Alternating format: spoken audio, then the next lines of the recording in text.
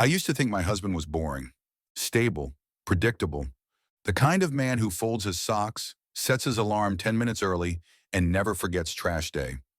His name is Terrence. We've been married for 17 years. Together we raised two sons, built a little life in Rochester, Minnesota.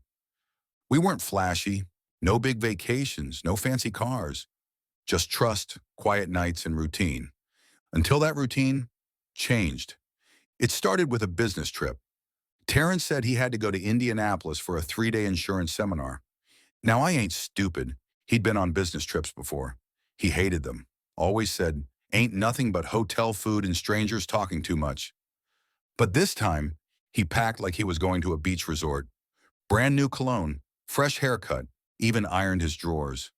Yes, I noticed. I said, you trying to impress the insurance agents or the hotel staff? He laughed it off, said he just wanted to feel refreshed. Something in me itched. He left on a Thursday morning, said he'd be back Sunday night. And for the first day, I let it go. I tried to be a good wife, cleaned the house, watched old episodes of Greenleaf. But by Friday afternoon, I started getting that gut feeling. He hadn't called, hadn't texted, just one dry message. Made it safe, love you. That man usually FaceTimes me just to show me what he's eating. So I did what any woman with sense would do. I logged into our joint bank account. Now look, I ain't one to snoop unless I have to.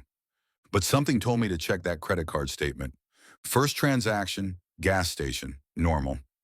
Second, airport coffee, cool. But then I saw it. Hyatt Place, Bloomington, Minnesota, $492.67. Bloomington, as in 90 minutes from our house?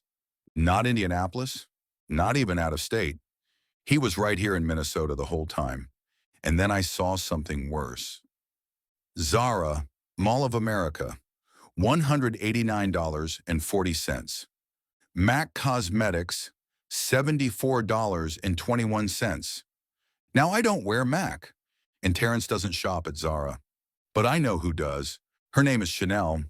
She's 32, pretty, works in HR at Terrence's job. I've seen her once, at the company picnic. The kind of girl who giggles too hard at married men's jokes. The kind that wears heels to a cookout. And suddenly, everything made sense.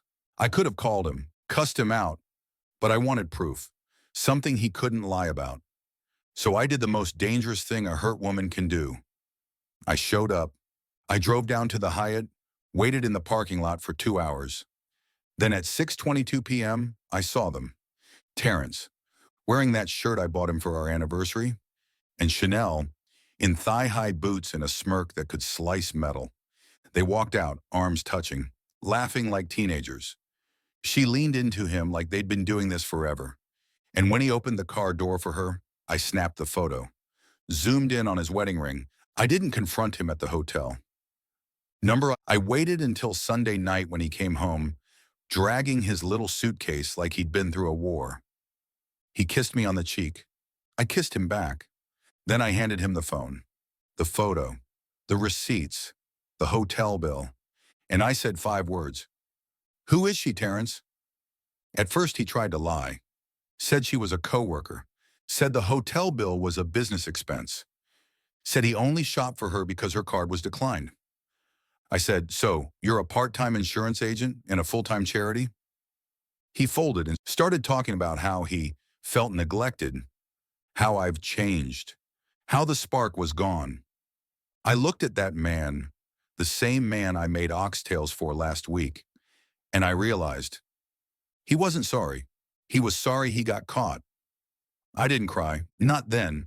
I let him sleep in the guest room, and for 2 days I said nothing, just cooked, cleaned, let him sweat.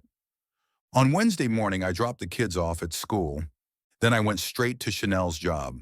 She looked surprised to see me. I walked in calm.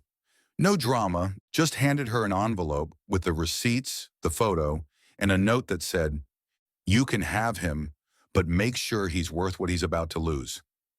Then I turned and walked out. No yelling, no scene, just power.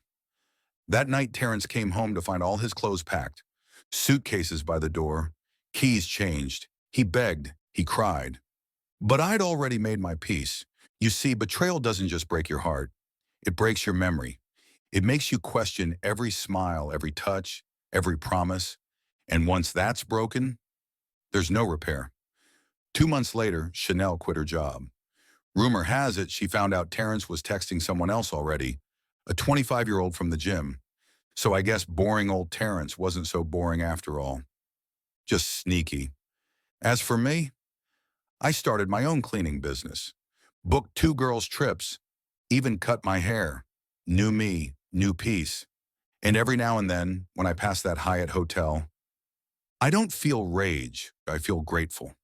Grateful that I saw what I saw, that I didn't waste another year on a man who confused loyalty with convenience. Because when you lied to a woman who would have gone to war for you, all you're left with is silence and a suitcase full of regrets. Think that was crazy? Wait until you hear what happened when a woman found her sister's baby in her husband's phone.